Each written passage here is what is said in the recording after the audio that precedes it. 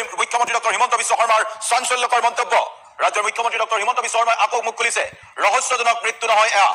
জুবিন গাৰ্গৰ মৃত্যু হত্যাকাণ্ড বুলি অভিহিত কৰি মুখ্যমন্ত্ৰী ডক্টৰ হিমন্ত বিশ্ব শৰ্মাই আকৌ এবাৰ মুখ খুলিলে মুখ্যমন্ত্ৰীয়ে ক'লে 10 ডিচেম্বৰৰ পূৰ্বে দাখিল কৰা হ'ব জুবিন হত্যাৰ চাৰ্জশ্বিট 10 ডিচেম্বৰৰ পূৰ্বে চাৰ্জশ্বিট দাখিল কৰা হ'ব 8 ডিচেম্বৰৰ পূৰ্বে চাৰ্জশ্বিট দাখিল কৰা হ'ব মুখ্যমন্ত্ৰীয়ে ক'লে এতিয়া মই জুবিনৰ ৰহস্যজনক মৃত্যু বুলি নকওঁ ডাইৰেক্ট হত্যা বুলিয়ে ক'ম সমগ্ৰ ঘটনা সন্দৰ্ভত মুখ্যমন্ত্ৰীয়ে ক'লে যে ছিংগাপুৰত হোৱাৰ বাবে গৃহ মন্ত্ৰালয়ৰ সহায় ল'ব লাগিব আৰু দেওবাৰে এই সন্দৰ্ভত গৃহমন্ত্ৰীকো সাক্ষাৎ কৰিছে মুখ্যমন্ত্ৰী ডক্টৰ হিমন্ত বিশ্ব শৰ্মাই আৰু 3-4 দিনৰ ভিতৰতে SITয়ে কেন্দ্ৰীয় গৃহ মন্ত্ৰালয়লৈ পত্ৰ প্ৰেৰণ কৰিব অনুমোদন লাভৰ চাৰ্জশ্বিট দাখিল হ'ব আৰু নৰ্থ ইষ্ট ফেষ্টিভেলত বিনিয়োগ আছিল নেকি সাংবাদিকৰ প্ৰশ্ন আছিল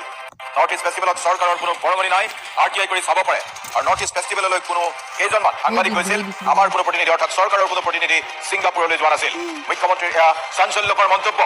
আজিৰ দিনটোত মুখ্যমন্ত্ৰী হিমন্ত বিশ্ব শৰ্মাই এই সন্দৰ্ভত মুখ খুলি কৈছে আমি দৰ্শকসকলক পুনৰ জনাইছো মুখ্যমন্ত্ৰী ডক্টৰ হিমন্ত বিশ্ব শৰ্মাই এই সন্দৰ্ভত মুখ খুলি গুৰুত্বপূৰ্ণ মন্তব্য আগবঢ়াইছে আৰু মন্তব্য প্ৰকাশ কৰি মুখ্যমন্ত্ৰীয়ে কৈছে এয়া হত্যা আছিল আমাৰ লগত এই মুহূৰ্তত সংযুক্ত হৈছে কাৰ্যবাহী সম্পাদক মৃগাংক শইকীয়া মৃগাংক জুবিন গাৰ্গৰ হত্যাকাণ্ড সংঘটিত হৈছিল বুলি পুনৰ স্পষ্ট মন্তব্য আগবঢ়াইছে মুখ্যমন্ত্ৰী ডক্টৰ হিমন্ত বিশ্ব শৰ্মাই সন্মুখত কেইবাটাও প্ৰশ্ন হত্যাৰ মটিভ কি আছিল কোনে হত্যা কৰিব পাৰে অনেক অজস্ৰ প্ৰশ্ন এতিয়া মানুহৰ মনত খেলিব মুখ্যমন্ত্ৰীয়ে কোৱা কথা এনে কোৱা কথা নহয় গতিকে তাৰ তথ্য প্ৰমাণ বা SITয়ে নিশ্চয় কিবা পাইছে এই সন্দৰ্ভত আমি সবিশেষ জনাব খুজিম এই মুহূৰ্তত অসমৰ মুখ্যমন্ত্ৰীয়ে আজিৰ দিনটোত যিটো কথা ক'লে যে জুবিন গাৰ্গৰ হত্যাকাণ্ডৰ চাৰ্জশ্বিট SITয়ে দাখিল কৰিব অৰ্থাৎ মুখ্যমন্ত্ৰীয়ে অতি স্পষ্টভাৱে এইটো কথাও কৈছে যে দুৰ্ঘটনা শব্দটো তেওঁ ক'বই খোজা নাই তেওঁ কৈছে যে আজি মই দুৰ্ঘটনা শব্দটো নকওঁ জুবিন গাৰ্গৰ হত্যাকাণ্ডৰ চাৰ্জশ্বিট SITয়ে দাখিল কৰিব তাৰ বাবে তেওঁ এটা দিন ধাৰ্য কৰি দিছে 17 ডিচেম্বৰত যি 90 দিন জুবিন গাৰ্গৰ মৃত্যুৰ তদন্তক লৈ গঠিত SITৰ বাবে এটা দিন এই তাৰিখৰ ভিতৰত বা 90 দিনৰ ভিতৰত SITয়ে চাৰ্জশ্বিট দাখিল কৰিব লাগিব মুখ্যমন্ত্ৰীয়ে ইয়াৰ পূৰ্বে কৈছিল যে 10 ডিচেম্বৰতে SITয়ে চাৰ্জশ্বিট দাখিল কৰিব পৰাকৈ সাজু হৈছে SITৰ হাতত বিস্ফোৰক তথ্য পৰিছে আৰু এইটো কথা মুখ্যমন্ত্ৰীয়ে কৈছে আজি ক'লে যে 10 নহয় তেওঁ এটা তাৰিখো ধাৰ্য কৰি কৈছে যে 8 ডিচেম্বৰত তেওঁ দিন ধাৰ্য কৰিছে হয় 7 নহয় 8 নহয় 9 ডিচেম্বৰত SITয়ে প্ৰতিবেদন দাখিল কৰিব কিহৰ প্ৰতিবেদন জুবিন গাৰ্গৰ মৃত্যু নহয় জুবিন গাৰ্গৰ হত্যাকাণ্ডৰ প্ৰতিবেদন অৰ্থাৎ মুখ্যমন্ত্ৰীয়ে দ্বিধাহীনভাৱে বা দ্বিধাহীন শব্দৰে এই কথাটো স্পষ্ট কৰি দিলে যে জুবিন গাৰ্গৰ হত্যাকাণ্ড সংঘটিত হৈছিল ছিংগাপুৰত অসমবাসীয়ে ইতিমধ্যে বিভিন্ন সময়ত বা আমিও বিভিন্ন শব্দ ব্যৱহাৰ কৰিছো যে জুবিন গাৰ্গৰ ছিংগাপুৰত ৰহস্যজনক মৃত্যু হৈছে দুৰ্ঘটনা সংঘটিত হৈছিল আমি জুবিন গাৰ্গৰ মৃত্যুৰ বাবে গাফিলতি কৰা বুলি বিভিন্ন জনক আমি ইতিমধ্যে SITয়ে গ্ৰেপ্তাৰ কৰা বুলি বাতৰি প্ৰচাৰ কৰিছো শ্যামকান্ত মহন্ত সিদ্ধাৰ্থ শৰ্মা অমৃত প্ৰভা মহন্ত শেখৰ জ্যোতি গোস্বামী আদিকে সন্দীপন গাৰ্গ জুবিন গাৰ্গৰ 2 দেহাৰক্ষীক ইতিমধ্যে আৰক্ষীয়ে আটক কৰিছে এই সকলোৰে মাজত আজি মুখ্যমন্ত্ৰীয়ে যিটো কথা ক'লে যে জুবিন গাৰ্গৰ হত্যাকাণ্ডৰ চাৰ্জশ্বিট এই কথাটোৰ পিছত ইয়াৰ পৰৱৰ্তী সময়ত আৰু আমি নিশ্চিত যে জুবিন গাৰ্গক আচলতে হত্যাই কৰা হৈছিল ছিংগাপুৰত যিহেতু ৰাজ্যৰ মুখ্যমন্ত্ৰীজনে এইটো কথা কৈছে দ্বিতীয়তে মুখ্যমন্ত্ৰী হ'ল ৰাজ্যৰ গৃহ বিভাগৰো মুৰব্বী অৰ্থাৎ গৃহ বিভাগো তেওঁৰ হাততে আছে আৰু তেওঁৰ অধীনতে অসম আৰক্ষী আছে তেওঁৰ অধীনতে থকা অসম আৰক্ষীৰ বিষয়েৰে SIT গঠিত হৈছে SITয়ে ৰিপৰ্ট কৰিব লাগে মুখ্যমন্ত্ৰীক গতিকে এই মুহূৰ্তত মুখ্যমন্ত্ৰীয়ে নিশ্চয়কৈ SITৰ পৰা তথ্য লাভ কৰিছে আৰু তেওঁ বাৰম্বাৰ যোৱা 2টা দিনত তেওঁ আৰু কৈছে যে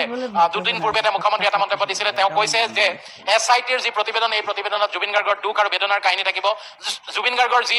মৃত্যু এই মৃত্যুক লৈ যিখন প্ৰতিবেদন SITয়ে দাখিল কৰিব SITৰ সেই প্ৰতিবেদনে অসমবাসীক আচৰিত কৰি তুলিব অসমবাসীক খং উঠিব দুখ লাগিব এনেকুৱা কথা মুখ্যমন্ত্ৰী ডক্টৰ হিমন্ত বিশ্ব শৰ্মাই 2 দিন পূৰ্বে কৈছিল আৰু আজি তেওঁ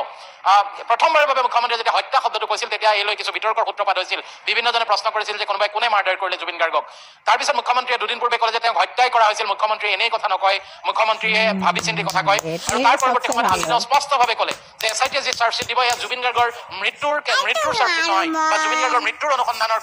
কাৰকৰ চাৰ্জশ্বিট নহয় জুবিন গাৰ্গৰ হত্যাকাণ্ডৰ চাৰ্জশ্বিট তেনেস্থলত ইমিডিয়েটলি আমাৰ মনলৈ অহা প্ৰশ্ন তিনিটা হ'ল সমগ্ৰ অসমবাসী যি যোৱা 46টা দিনে এই ঘটনাটোক লৈ জুবিন গাৰ্গৰ যি অকাল মৃত্যু আমাৰ মাজৰ পৰা যি এক পৰিৱেশত জুবিন গাৰ্গ ছিংগাপুৰৰ সাগৰত হেৰাই গ'ল এই জুবিন গাৰ্গৰ হত্যাকাৰী কোন এইটো এই মুহূৰ্তত আটাইতকৈ ডাঙৰ প্ৰশ্ন যিসকলক গ্ৰেপ্তাৰ কৰা হৈছে ইতিমধ্যে এই ঘটনাৰ সৈতে জড়িত তেওঁলোকৰ ভিতৰত হত্যাকাৰী আছে নে হত্যাকাৰী বাহিৰত ৰৈ গৈছে কোনোবা মাষ্টাৰ মাইণ্ড আছিল নেকি এই হত্যাকাৰী তেনেকুৱা প্ৰশ্নবোৰ আহিব দ্বিতীয়তে হত্যাৰ উদ্দেশ্য কি জুবিন গাৰ্গৰ দৰে এজন মানুহক কোনোবাই হত্যা কৰিব পাৰে এই কথা বিশ্বাস কৰিবলৈ নিশ্চয়কৈ অসমবাসীয়ে টান পাইছে কিন্তু জুবিন গাৰ্গৰ মৃত্যুক লৈ মুখ্যমন্ত্ৰী ডক্টৰ হিমন্ত বিশ্ব শৰ্মাৰ চাঞ্চল্যকৰ মন্তব্য ৰাজ্যৰ মুখ্যমন্ত্ৰী ডক্টৰ হিমন্ত বিশ্ব শৰ্মাই আকৌ মুখ খুলিছে ৰহস্যজনক মৃত্যু নহয় এয়া জুবিন গাৰ্গৰ মৃত্যু হত্যাকাণ্ড বুলি অভিহিত কৰি মুখ্যমন্ত্ৰী ডক্টৰ হিমন্ত বিশ্ব শৰ্মাই আকৌ এবাৰ মুখ খুলিলে মুখ্যমন্ত্ৰীয়ে ক'লে 10 ডিচেম্বৰৰ পূৰ্বে দাখিল কৰা হ'ব জুবিন হত্যাৰ চাৰ্জশ্বিট 10 ডিচেম্বৰৰ পূৰ্বে চাৰ্জশ্বিট দাখিল কৰা হ'ব 8 ডিচেম্বৰৰ পূৰ্বে চাৰ্জশ্বিট দাখিল কৰা হ'ব মুখ্যমন্ত্ৰীয়ে ক'লে এতিয়া মই জুবিনৰ ৰহস্যজনক মৃত্যু বুলি নকওঁ ডাইৰেক্ট হত্যা বুলিয়ে ক'ম সমগ্ৰ ঘটনা সন্দৰ্ভত মুখ্যমন্ত্ৰীয়ে ক'লে যে ছিংগাপুৰত হোৱাৰ বাবে গৃহ মন্ত্ৰালয়ৰ সহায় ল'ব লাগিব আৰু দেওবাৰে এই সন্দৰ্ভত গৃহমন্ত্ৰীকো সাক্ষাৎ কৰিছে মুখ্যমন্ত্ৰী ডক্টৰ হিমন্ত বিশ্ব শৰ্মাই আৰু 3-4 দিনৰ ভিতৰতেই SIT-য়ে কেন্দ্ৰীয় গৃহ মন্ত্ৰালয়লৈ পত্ৰ প্ৰেৰণ কৰিব অনুমোদন লাভৰ চাৰ্জশ্বিট দাখিল হ'ব আৰু নৰ্থ ইষ্ট ফেষ্টিভেলত বিনিয়োগ আছিল নেকি সাংবাদিকৰ প্ৰশ্ন আছিল নৰ্থ ইষ্ট ফেষ্টিভেলত চৰকাৰৰ কোনো বৰঙণি নাই RTI কৰি চাব পাৰে আৰু নৰ্থ ইষ্ট ফেষ্টিভেললৈ কোনো কেইজনমান সাংবাদিক গৈছিল আমাৰ কোনো প্ৰতিনিধি অৰ্থাৎ চৰকাৰৰ কোনো প্ৰতিনিধি ছিংগাপুৰলৈ যোৱা নাছিল